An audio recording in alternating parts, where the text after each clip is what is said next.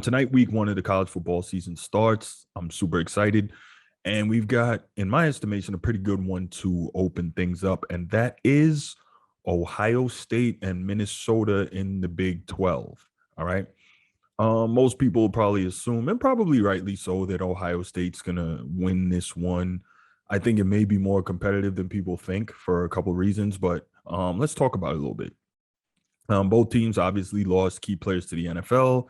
Ohio State lost Trey Sermon at running back. He set a Big Ten championship game record last season. Of course, they lost all-world quarterback Justin Fields, among others. We know Ohio State sends lots of guys to the league every year, whether they are undrafted rookie free agents or whether they're drafted. And we also know, college sports guys graduate, okay? But the Buckeyes bring back arguably the best wide receiver tandem in the country in Garrett Wilson and Chris Olave. I was pretty surprised Chris Olave did not go to the league, but he may have seen, really elite wide receiver talent coming out last year and said, okay, I'll stay one more year and kind of boost my position in terms of going a little higher in the draft. Not a bad move. Hopefully he stays healthy. But Ohio State is also breaking in a brand new quarterback in CJ Stroud. And when you break in a new quarterback, whether it's pro, whether it's college, even high school, that's always a question, no matter how talented they are. And CJ Stroud is extremely talented. He's mobile. He's got a big arm. He was a five-star recruit, not last year, but the year before. So, we kind of know what we're going to expect in terms of a quarterback who was recruited to Ohio State, right? The guy's going to be legit. So he's the guy now, and we'll see what he's got. The good thing is, again, he's going to have weapons around him. On the other side, the Minnesota Golden Gophers, disappointing season last year. They were 3-4 and really got hurt badly by COVID. They actually had one game, can't remember who they played, where they had like 35 players out because of the virus, but they still went ahead and played it. Crazy, right? There's a lot of hope coming into this season for Coach PJ Fleck, Mr. Row the Boat himself, and the rest of his squad after they went 11-2 in 2019. And that was one of the best seasons for them in a long time. And, people were really expecting good things out of them going forward. PJ Fleck got extended with a big deal.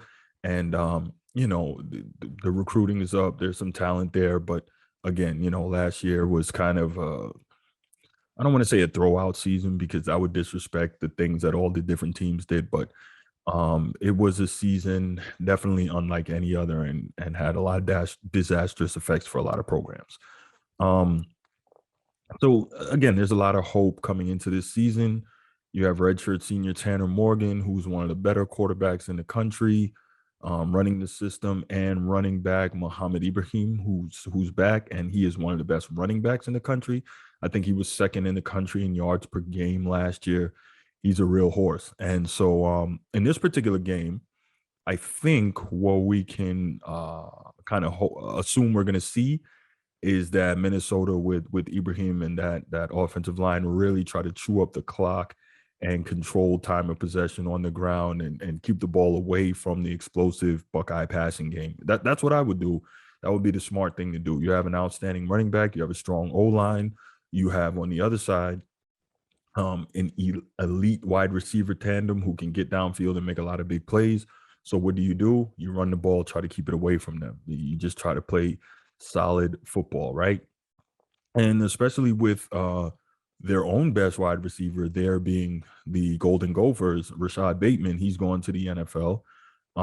Their big play opportunities in the pass game might be limited. Now, maybe they'll have something, but also Ohio State is known for having really good defensive backs. Their secondary is always outstanding. So you get, your best receiver gone. So you might not want to choose this game as the one to try to break in your next up guy. But that's me.